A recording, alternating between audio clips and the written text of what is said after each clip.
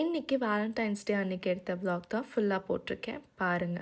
Valentine's டே அன்னைக்கு எல்லாரும் ஜாலியாக செலிப்ரேட் பண்ணிட்டு இருந்திருப்பீங்க. ஆனால் என்னோட மாமனார் மார்னிங்கே கதவை தட்டி இன்னைக்கு நம்ம ஷாப்பிங் போகணுமா, சீக்கிரம் எழுந்திரிங்க அப்படின்னு எழுப்பி விட்டுட்டாரு. மெஸ்ஸிக்கு ஒர்க் இருக்கு, ஸோ என்னாலலாம் வர முடியாதுன்னு சொல்லிட்டு நைஸாக எஸ்கேப் ஆயிட்டாரு. எங்கே போகிறோன்னே தெரியாமல் எல்லாரும் கிளம்பிட்டோம். ஆன் தி வேல தான் எங்கள் மாமனார் சொன்னார், இன்னைக்கு நம்ம குரோம்பேட் சரவணா ஸ்டோர்ஸ் போகிறோம்னு சொல்லிட்டு. நான் சரவணா ஸ்டோர்ஸ் போய் ரொம்ப வருஷம் ஆச்சு. மேரேஜ் ஆன புதுசில் ஏதோ எசென்ஷியல்ஸ்லாம் வாங்குறதுக்காக போனது, அதோட சரி. அதுக்கப்புறம் நான் சரவணா ஸ்டோர்ஸ் போனதே இல்லை. அதுக்கப்புறம் இன்னைக்கு தான் வரேன். சரவணா ஸ்டோர்ஸ்குள்ளே உள்ளே என்ட்ரு ஆனோடனே செம்ம க்ரௌட். எங்கே பார்க்குறது என்ன பார்க்குறதுனே தெரியல, அவ்வளோ மக்கள் இருந்தாங்க.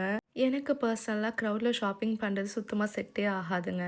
ஏன்னா நானும் மெஸ்ஸி எப்போதுமே ஷாப்பிங்னா அது வீக் டேஸில் மட்டும்தான் பண்ணுவோம். அப்போ தான் நிறையா திங்ஸை எக்ஸ்ப்ளோர் பண்ணி ஃப்ரீயாக ஷாப்பிங் பண்ணுற மாதிரி தோணும். ரொம்ப வருஷம் கழிச்சு வந்ததுனால எது எங்கே இருக்குன்னு எங்களுக்கு சுத்தமாக ஐடியாவே இல்லை. நாங்கள் ஆக்சுவலி தேடி வந்தது ஃபர்னிச்சர். இங்கே ஃபர்னிச்சர் எங்கே இருக்குன்னு கேட்கும்போது இந்த பில்டிங்கில் ஃபர்னிச்சரே கிடையாது, அதுக்கு ஆப்போசிட்டில் தனியாக ஃபர்னிச்சர் இருக்குன்னு தனியாக ஒரு ஷாப் வச்சுருக்கோன்னு சொல்லிட்டாங்க. கடைசியில் நாங்களும் சரி ஆப்போசிட்டில் இருக்க ஃபர்னிச்சர் ஷாப்பே பார்க்கலாம் அப்படின்னு போனால் அவ்வளோ ஓல்டு கலெக்ஷன்ஸ் எல்லாமே 10 இயர்ஸ் பேக் இருக்க அதே மாடல்ஸ் தான் இப்போ வரைக்கும் வச்சு ஓட்டிக்கிட்டு இருக்காங்க. அதுக்கு பக்கத்துலேயே போத்தீஸ் ஷோரூம் இருந்துச்சு, அது ஃபர்னிச்சருக்கு எக்ஸ்க்ளூசிவாக இருந்துச்சு. சரின்னு என்னோட மாமனார் வாங்க போத்தீஸ் ஃபர்னிச்சரில் போய் பார்க்கலான்னு சொல்லிட்டு அவருக்கு தேவையான மாடல்ஸ்லாம் கொஞ்சம் பார்த்து வச்சுட்டு வந்திருக்காரு.